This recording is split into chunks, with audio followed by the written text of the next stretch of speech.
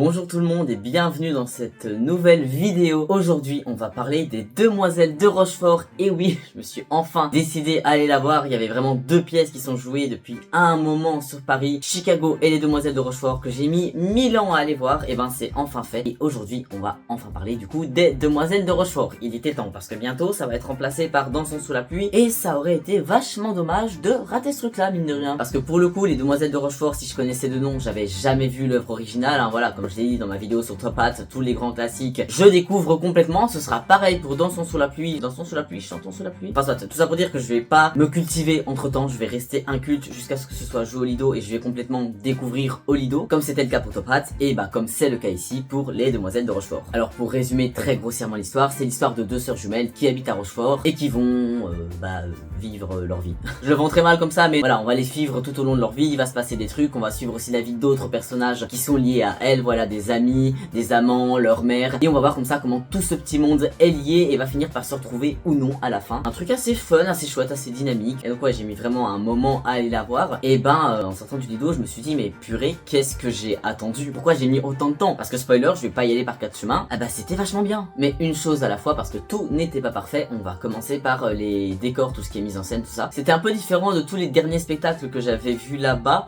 dans le sens où toutes les dernières fois au Lido, on avait vraiment un grand décor fixe. Évidemment, il y avait plusieurs trucs qui arrivaient sur scène, des décors, des accessoires, des machins, ça bouge, ça change d'endroit, mais à chaque fois, tous les derniers spectacles que j'ai vus, on avait vraiment une grande structure en fond qui sert de décor durant toute la pièce, cette structure pouvant être plus ou moins modifiée et bougée en fonction des spectacles. Là, pour les Demoiselles de Rochefort, il y avait rien du tout en fond, enfin rien du tout, non, le fond n'était pas vide, on avait des panneaux, parfois de la projection, enfin voilà, on avait quelques trucs, mais quand je dis rien du tout, c'est que je veux dire que contrairement au spectacle précédent, on n'avait pas vraiment de gros décors, de grosses structures qui faisaient le fond des Demoiselles de Rochefort. Au contraire, pour représenter les différents environnements, on aura des structures plus petites qui vont être amenées et bouger de scène. Par exemple, on aura la maison des Demoiselles de Rochefort qui sera amenée par l'arrière de la scène. Donc voilà, souvent le fond de la scène va s'ouvrir et on aura le décor de leur maison qui va avancer vers nous. D'ailleurs, la première fois qu'il arrive, c'est vraiment très très beau parce qu'il est surélevé sur un espèce de plateau, un plateau qui peut avancer mais qui peut aussi tourner sur lui-même, et du coup on a vraiment ce décor qui arrive vers nous tout en tournant sur lui-même, et c'est hyper beau. Et ce qui est aussi hyper pertinent parce que le décor de leur maison se présentera comme tel. On aura un mur au milieu délimité par une porte en gris, donc le mur est pas totalement plein, c'est un peu du grillage qui laisse voir par effet de transparence un côté et de l'autre de la paroi, si on peut dire ça comme ça. Et d'un côté on aura un peu la chambre de l'une et d'un autre côté un peu la chambre de l'autre. Et ce plateau tournant associé au jeu de transparence qu'on aura entre les deux pièces, ça va vraiment apporter quelque chose en termes de jeu, dans le sens où parfois on sera vraiment sur le côté et on verra plus une pièce qu'une autre, parfois on verra une pièce avec l'autre personne qui parle dans la pièce d'à côté mais qu'on verra vaguement à travers le grillage. Non seulement c'est joli et ça crée du dynamisme, mais en plus ça a une vraie signification, le fait que à ce moment là, quand ce personnage dit ça, on voit de ce côté-ci et que la personne qui répond, on la voit de telle manière. Voilà, c'est un truc qui peut paraître tout bête comme ça, mais qui apporte vraiment quelque chose, qui est vraiment réfléchi et qui est pas là pour rien. Mais sinon, pour en revenir au décor, on aura également le bar que tient la mère de nos deux personnages principaux, bar qui va non lui pas arriver du fond de la scène, mais vraiment sortir du sol, tout simplement. Et alors à plusieurs moments, quand on aura les passages qui se passeront dans le bar de la mère des Demoiselles de Rochefort, on aura d'un coup ce bar là qui sort du sol et puis qui revient. On sait tous maintenant que la scène du Lido est très profonde, hein. Je dis ça notamment en pensant aux plusieurs spectacles que j'ai vus là-bas où il y avait carrément la fontaine du Lido qui arrivait, parce que oui, le Lido a une fontaine cachée sous son sol. La fontaine n'est pas intervenue dans les Demoiselles de Rochefort, mais c'est important à noter. Moi j'espère toujours voir la fontaine d'une manière ou d'une autre. On l'avait eu pour Whatever Happened on the Way to the Forum, c'est ça le titre ? Comme ça, et Titanic. Mais donc oui, là du coup on n'aura pas de fontaine, mais on aura le bar de la mère des Demoiselles de Rochefort qui va vraiment monter et sortir du sol. D'ailleurs c'est assez drôle parce que surtout au début on aura certains passages dans le bar qui dureront pas vraiment hyper longtemps, ou alors ça va se passer dans le bar puis il y aura une interlude musicale dans laquelle le bar doit pas être là, du coup le bar sera pas là, mais à la fin de la chanson on revient dans le bar, du coup le bar remonte, ce qui fait que ça donne vraiment l'impression de t'as le bar qui monte, t'as la mère derrière le bar dans la structure qui dit sa phrase, elle a dit sa phrase, ça redescend, il se passe un truc, ça remonte, elle redit une phrase, ça redescend, enfin je schématise hein, bien sûr, c'était pas à ce point là, mais parfois ça me donnait un peu cette impression là, je trouvais ça un petit peu cocasse quand même. Bon, je m'attarde un peu plus sur ces deux trucs là parce que c'est vraiment les deux éléments de décor qui m'ont le plus marqué et qui sont je crois les plus marquants de la pièce, mais on va pas bouger que de la maison des Demoiselles de Rochefort au bar de la mer, hein. On aura plusieurs endroits qui vont arriver et dans chaque endroit où on va aller, on aura vraiment les éléments de décor appropriés qui arriveront sur scène. Que ce soit un grand rideau à paillettes, des escaliers, un piano à queue, enfin vraiment beaucoup d'accessoires, tous très beaux et hyper travaillés. Et le tout amené d'une main de maître, hein. Voilà, j'avais donné l'exemple avec avec la maison des demoiselles de Rochefort, et ça va être comme ça pour toutes les scènes. À chaque fois, les différents environnements sont amenés de manière hyper réfléchie avec ce qui se passe. D'ailleurs, un petit truc à noter tant que je parle de ça, au niveau des transitions, à chaque fois qu'une scène était finie et qu'on changeait d'endroit, bah du coup l'élément de décor qui était apporté partait pour laisser place à un autre élément de décor, et à chaque fois que l'élément de décor partait, emmenant avec lui les personnages qui s'y trouvaient, pendant la transition, t'as les personnages qui seront en freeze comme ça, sans bouger d'un millimètre, alors qu'il y a le décor qui part avec eux. Déjà, je trouvais le principe assez sympa, je trouve que c'était une assez bonne idée, ça marchait bien avec la pièce, avec ce qui se passait, avec l'ambiance qui était amenée. Mais j'en parle aussi pour saluer ça techniquement, parce que quand je dis que les gens ne bougent pas, quand ils sont en freeze au moment des transitions de scène, ça ne bouge absolument pas, ils sont même pas en mode... je tiens, non, il ne bouge pas, c'est impressionnant, pour le coup, chapeau à tout le monde. Alors pour rester sur l'esthétique avant de passer au point plus technique, il faut que je parle des costumes. Tous les personnages avaient la plupart un ou deux costumes attitrés, le tout dans cette esthétique très particulière qui a été amenée au Lido pour les demoiselles de Rochefort, très colorée, très grandiose, très grandiloquente. D'ailleurs, je ferai un petit point là-dessus à la fin. Quoi qu'il en soit, tout ça pour dire que tous les personnages avaient vraiment leur costume, le tout dans cette esthétique. Ils ont assorti, sauf les personnes de l'ensemble. Les personnes de l'ensemble avaient vraiment des costumes hyper différents de ceux des personnages. Ils étaient tous principalement en blanc avec des petites touches de couleurs, soit rose, soit mauve, soit violet, des couleurs assez vives qui contrastaient très fort avec le blanc, sauf deux personnes dans l'ensemble qui étaient une en doré et une en argenté. Alors j'ai plusieurs trucs à dire là-dessus. Déjà, je comprends pas pourquoi il y a ces deux personnes-là qui n'ont pas le même genre de tenue que le reste de l'ensemble. Alors pour le coup, j'ai peut-être pas bien suivi un truc, j'ai peut-être pas la ref parce que je connais pas l'original et qu'en fait elles sont comme ça parce qu'elles font référence à un truc, enfin à des personnes précises dans le film de base, je ne sais pas. Mais en tout cas pour le coup,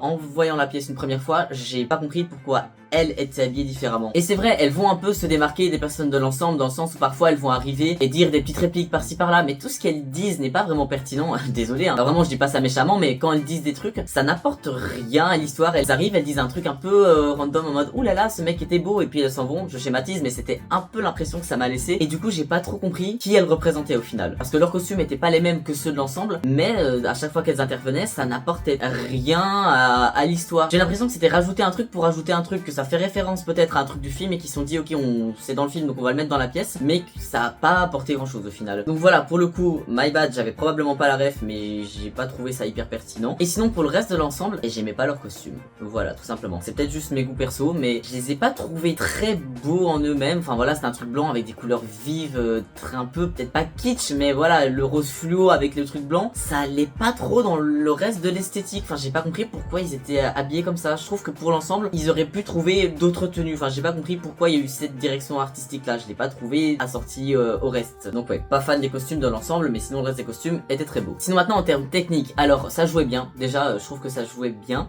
Après, il y a le jeu de certaines comédiennes, enfin des demoiselles de Rochefort particulièrement. Parfois, je sais pas, il m'a semblé un peu bizarre. Enfin, je sais pas trop comment dire ça, je dis pas que c'était mal joué du tout. Je crois que c'est plutôt la manière dont elles ont été dirigées. Mais oui, il y a certains moments où je trouvais, c'est peut-être un jeu auquel je suis pas habitué, je sais pas, mais ouais, il y a certains moments, le jeu me laissait un petit peu dubitatif. C'est peut-être aussi à cause de la manière dont c'est agencé au niveau des chansons. Je dis ça dans le sens où les chansons étaient hyper chouettes, ça chantait très bien, mais il y a deux trucs qui me laissent dubitatif avec les chansons. Mais déjà, pour en revenir à ce que je disais, j'ai souvent l'impression que les chansons elles arrivaient de nulle part, qu'il y avait pas trop de raisons pour lesquelles les comédiennes chantaient tout à coup. C'était pas le cas à chaque chanson, mais vraiment il y a certaines scènes où d'un coup la chanson arrivait et je me suis dit, est-ce vraiment le moment de chanter dans ces circonstances? Et en fait je crois que c'est pas par rapport aux chansons en elles-mêmes, mais par rapport à l'interprétation vocale, dans le sens où, par exemple, il y a un moment où il y a une espèce de dispute entre l'une des demoiselles de Rochefort et son petit ami, et on comprend que le petit ami c'est un petit peu un connard, et du coup elle va pas hésiter à lui dire ses 4 vérités en chanson. Mais la chanson, le piège avec ça, c'est que c'est presque une balade, et du coup je trouve que elle s'est un peu trop laissée porter par la balade. Bon, je suis pas en train de lui rejeter la pierre, je dis pas que c'est sa faute et qu'elle fait mal les trucs, c'est peut-être la direction artistique, j'en sais rien, je rejette la pierre à personne, mais en tout cas tout ça pour dire que par exemple pour cette chanson là, je sentais pas assez l'interprétation par rapport aux circonstances dans lesquelles elle chantait la chanson. Genre là on est quand même sur une dispute, elle lui dit des trucs importants, elle lui dit mais que sais-tu de moi, toi qui parle si bien, enfin voilà, elle lui dit un peu ses 4 vérités quoi. Et là elle la chante mais que sais-tu de moi, toi qui parles si bien, nana. Elle a presque l'air contente quand elle chante. Après c'est peut-être juste le caractère du personnage, hein. Mais je trouve qu'elle a l'air en l'occurrence un peu trop détachée quand elle chante ça, si on met ça dans le contexte de la scène qui se passait juste avant. Et c'est dans ce sens là que je trouve que parfois les chansons faisaient un peu bizarre dans le contexte, que je me dis pourquoi elle chante. C'est une question d'interprétation surtout. Et en parlant d'interprétation, là j'ai pas compris la direction artistique, parce que parfois ça chantait, d'un coup ça faisait du lyrique. Et ça c'est le truc qui m'a le plus sorti en termes de chansons, c'est vraiment les envolées lyriques parfois qui n'avaient pas vraiment de sens. Ça m'a presque un peu donné l'effet de la petite boutique des horreurs où on a Seymour qui est comme ça et puis d'un coup qui va chanter comme ça.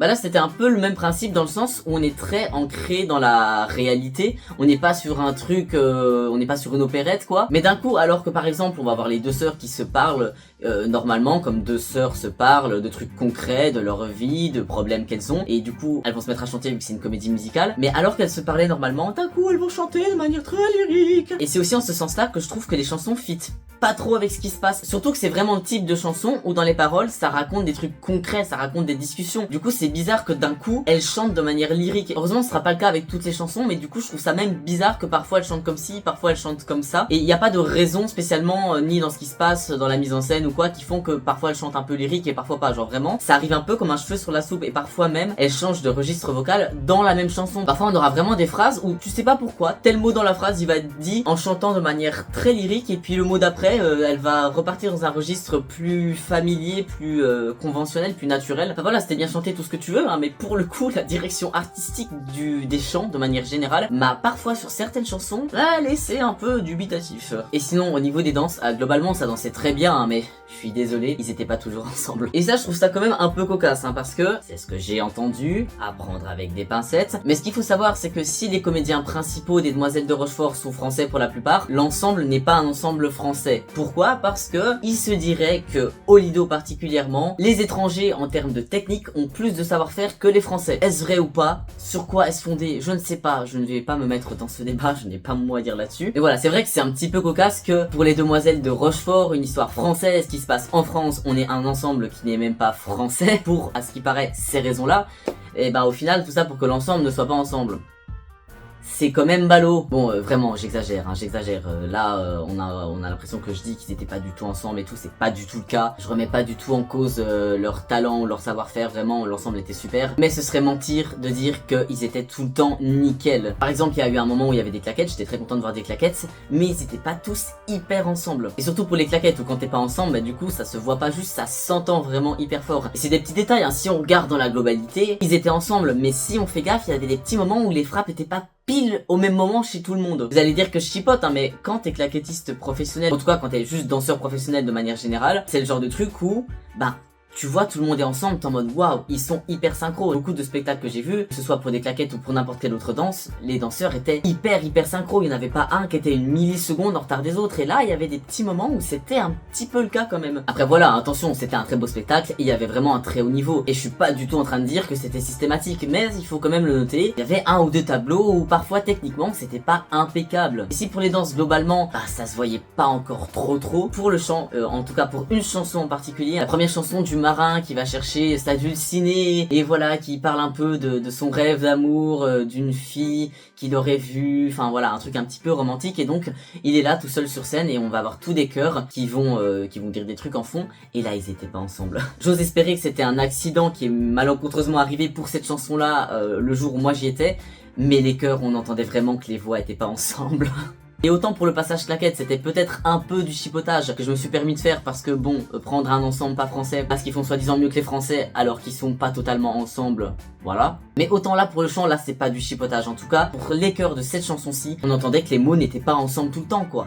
Mais sinon, globalement, à part ce genre de petits couacs techniques et certaines directions artistiques qui m'ont laissé un peu dubitatif, donc j'étais pas super fan, mais les Demoiselles de Rochefort, c'était un super beau spectacle. Enfin vraiment, j'ai adoré. Bon, par contre, il y a un truc dont j'ai oublié de parler, c'est le personnage de Boubou. Boubou qui est le petit frère de nos deux personnages principaux et qui est une terreur nocturne. C'est un véritable cauchemar ambulant ce gosse, et je dis ça dans le sens où, bah à la base, c'est juste censé être un gosse, bon d'accord, peut-être un peu chiant parce que c'est un gosse, mais voilà, c'est pas un fait spécialement marquant de sa personnalité à la base. Et là, bah c'est pas qu'il était un peu chiant, c'est que il était complètement fou en fait. Vraiment, ce personnage, il va balancer des trucs, il va courir partout, sans aucune raison. Ce personnage est fou. Vraiment une paralysie du sommeil ce gosse. Tu te réveilles, tu vois Boubou accroché à ton lustre, vraiment. Ouais non, surtout que le comédien à la base n'est pas un enfant, je crois qu'ils ont vraiment beaucoup trop voulu forcer sur le côté sale gosse, et qu'au final, ça en fait un personnage qui a juste l'air complètement cinglé. Comme je le disais au début de la vidéo, après avoir vu la pièce, je me suis dit mais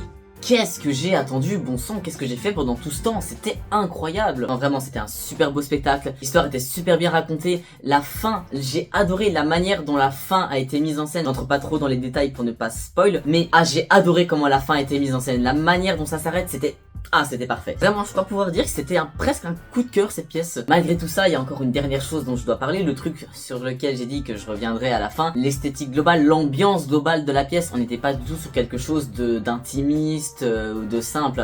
Non, c'est vraiment les paillettes, les lumières, les machins. Vraiment, c'est une pièce qui t'en met plein la vue. Moi, je l'ai beaucoup aimé. Enfin, pour le coup, j'en ai vraiment eu plein la vue et c'était très agréable. Mais j'y ai été avec quelqu'un qui est hyper fan des Demoiselles de Rochefort, qui avait vu le film et qui avait du coup été un petit peu perturbé par toute cette grandiloquence que apparemment on ne retrouve pas du tout dans le film, qui a un côté très concret, très réel, qui est pas du tout dans le grandiose, même si c'est un film musical, qui est pas dans le oula ça pète de partout, comédie musicale, hey, qui est un truc très réel, très concret. Et là dans la pièce c'était pas du tout la même ambiance que le film et ça peut perturber, il semblerait. Moi j'ai pas vu le film donc juste j'ai enjoy, mais pour ceux qui ont vu le film apparemment ça fait bizarre de voir d'un coup cette histoire là dans cette ambiance-ci. En tout cas c'est ce qu'on m'a dit. Alors du coup si vous avez vu le film, n'hésitez surtout pas à me donner votre avis là-dessus dans les commentaires. Qu'est-ce que vous avez pensé du coup du Lido de faire la pièce de cette manière là? Et d'ailleurs aussi, autre question, est-ce que c'est le Lido qui interprète la pièce, qui interprète le film comme ça? Parce que je sais que les Demoiselles de Rochefort ça a été déjà joué on stage, que c'est pas la première fois au monde que c'est joué sur scène, mais j'ai jamais vu aucune autre version jouée sur scène. Je ne sais pas du tout à quoi les autres représentations ressemblent. Du coup est-ce que le fait de le faire de cette manière là, est-ce que c'est un truc des versions on stage de manière générale, ou alors est-ce que c'est vraiment la direction artistique propre à cette version-ci qui a été jouée au Lido? N'hésitez pas à vraiment me dire tout ça dans les commentaires. Si vous n'avez pas encore vu